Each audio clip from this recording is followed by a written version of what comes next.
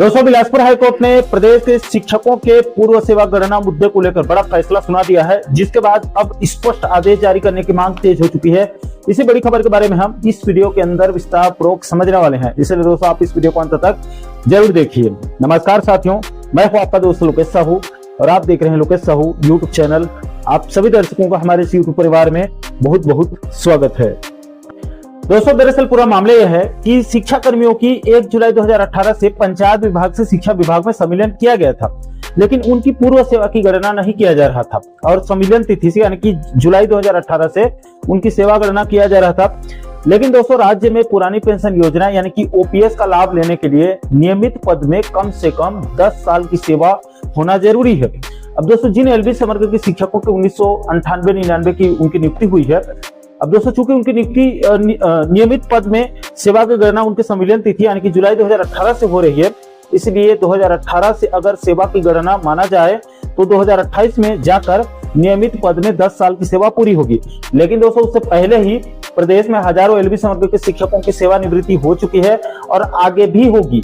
जिन LB शिक्षकों की सेवानिवृत्ति हो रही है उनको एनपीएस मिल रहा है, जिसके तहत किसी को 1500 रुपए तो किसी को 2500 रुपए महीना पेंशन का लाभ मिल रहा है। अब दोस्तों, इतने साल सेवा देने के बाद प्रति महीने 50-60 हजार रुपए वेतन मिलने के बाद अगर किसी भी आदमी को रिटायर्ड होने के बाद मात्र 2-2.5 हजार पेंशन मिलेगा तो कैसा लगेगा? क्या आज के महंगाई भरे दौर में कोई भी नागरिक 2-2.5 हजार में अपना गुजारा चला पाएगा? और वैसे भी बुढ़ापे में स्वास्थ्य सुविधाओं के लिए अलग से खर्च करना पड़ता है। इसलिए इस गंभीर मुद्दे को संज्ञान में लेकर प्रदेश के सैकड़ों शिक्षक एलबी समग्र के शिक्षकों ने सन 2021 में बिलासपुर हाईकोर्ट में अलग अलग 300 से अधिक याचिका दायर कर दिया। इसकी करीब 5 साल तक सुनवाई और सभी के पक्षों को सुनने के बाद बिलासपुर हाईकोर्ट ने 14 जनवरी 2026 को अपने फैसले को सुरक्षित रख लिया और 23 जनवरी 2026 को अपना ऑर्डर कॉपी जारी करके शिक्षकों के पक्ष में बड़ा फैसला दे दिया है।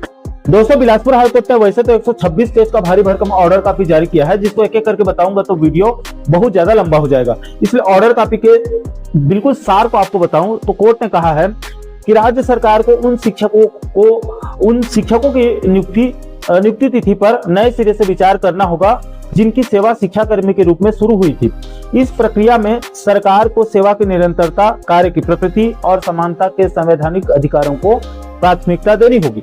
हाई कोर्ट ने नीति बनाने के लिए सरकार के विशेष अधिकार का ध्यान रखते हुए कहा है कि वर्तमान नियमों को रद्द नहीं किया है, लेकिन सरकार स्पष्ट और पारदर्शी नीति बनाकर भविष्य में मुकदमों की गुंजाइश न छोड़े।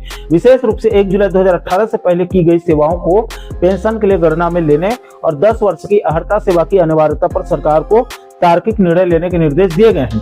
दोस्तों, बिलासपुर हाईकोर्ट ने राज्य सरकार को कहा है कि पेंशन कोई दान नहीं है बल्कि आस्थगित वेतन है। कई वर्षों की सेवा को केवल इसलिए नजरअंदाज नहीं किया जा सकता क्योंकि संविलियन बाद में हुआ।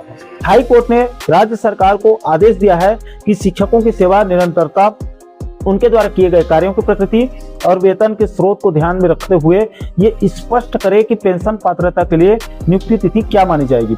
दोस्तों, आपकी जानकारी के लिए ये भी बता दूं कि सुनवाई के दौरान राज्य सरकार की ओर से ये तर्क दिया गया था कि पंचायत समग्र और शिक्षा विभाग की सेवाएं अलग अलग हैं, इसलिए पेंशन का लाभ नहीं दिया जा सकता।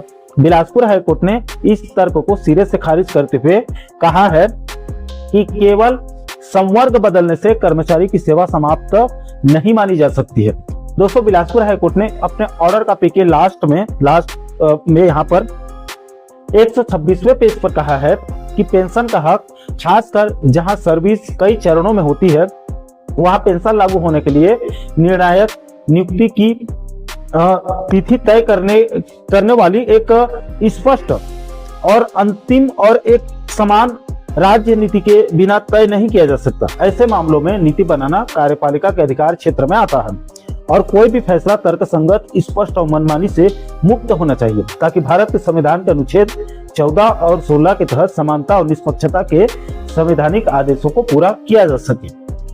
कुल मिलाकर दोस्तों, बिलासपुर हाईकोर्ट ने अपने ऑर्डर में प्रदेश के एलबी समग्र के शिक्षकों के पक्ष में बड़ा फैसला देते हुए पुरानी सेवा की गणना करके नीति बनाने के निर्देश राज्य सरकार को दे दिए हैं, जिसके बाद इस मुद्दे को संज्ञान में लेकर छत्तीसगढ़ सहायक शिक्षक समग्र शिक्षक फेडरेशन के प्रदेश सचिव राजू टंडन जी के नेतृत्व में कल 28 जनवरी 2026 को फेडरेशन के प्रतिनिधि मंडल ने डीपीआई मंत्रालय पहुंचकर उच्च अधिकारियों से मुलाकात करके स्कूल शिक्षा मंत्री गजेंद्र यादव जी, शिक्षा सचिव और डीपीआई के डायरेक्टर के नाम से ज्ञापन सौंपकर बिलासपुर हाईकोर्ट के उसी 23 जनवरी 2026 को दिए गए आदेश के 41 और 42 नंबर के निर्देश का पालन करते हुए शिक्षक एलबी वर्ग के लिए पेंशन बाबत प्रथम नियुक्ति तिथि से सेवा गणना करते हुए नीति निर्धारण करके स्पष्ट आदेश जारी करने की मांग रखी गई है।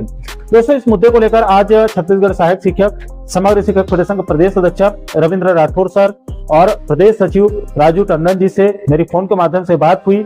दोनों पदाधिकारियों ने बिलासपुर हाईकोर्ट के फैसले का स्वागत किया है और राज्य सरकार से मांग किया है कि हाई कोर्ट के आदेश का पालन करते हुए जल्द से जल्द एलबी संवर्ग के सभी शिक्षकों के लिए प्रथम नियुक्ति तिथि से सेवा गणना करते हुए पुरानी पेंशन योजना के संबंध में स्पष्ट आदेश जारी करने की जो है वो मांग रखी है। दोस्तों, प्रथम नियुक्ति तिथि से सेवा गणना के संबंध में बिलासपुर हाईकोर्ट से जारी ऑर्डर कॉपी का पूरा पीडीएफ हमारे टेलीग्राम चैनल पर अपलोड कर देंगे। आप चाहें तो आप वहां से डाउनलोड करके बारीकी से आप अध्ययन कर सकते हैं। और दोस्तों, इस गंभीर मुद्दे को लेकर, इस पूरे मामले को लेकर आप क्या सोचते हैं? आप लोगों की क्या राय है? क्या राज्य सरकार को बिलासपुर हाईकोर्ट के ऑर्डर को फॉलो करते हुए, उसका पालन करते हुए जल्द से जल्द एक स्पष्ट आदेश जारी करना चाहिए अथवा नहीं? इस पूरे मुद्दे को लेकर आप क्या सोचते हैं? आपकी क्या राय है? नीचे आप कमेंट बॉक्स में अपनी प्रतिक्रिया आप लोग जरूर शेयर कीजिएगा। और दोस्तों, आप आगे भी छत्तीसगढ़ और मध्य प्रदेश के कर्मचारी और पेंशनर जगत से जुड़ी इसी प्रकार के महत्वपूर्ण विषय पर आप आगे वीडियो देखना चाहते हैं तो आप हमारे चैनल को जरूर सब्सक्राइब कर लीजिएगा ताकि आने वाले सभी नए वीडियो का नोटिफिकेशन आप लोगों तक तुरंत पहुंच सके। दोस्तों, इस वीडियो में फिलहाल अभी के लिए इतना ही। इस वीडियो को अंत तक देखने के लिए आप सभी दर्शकों का बहुत बहुत धन्यवाद।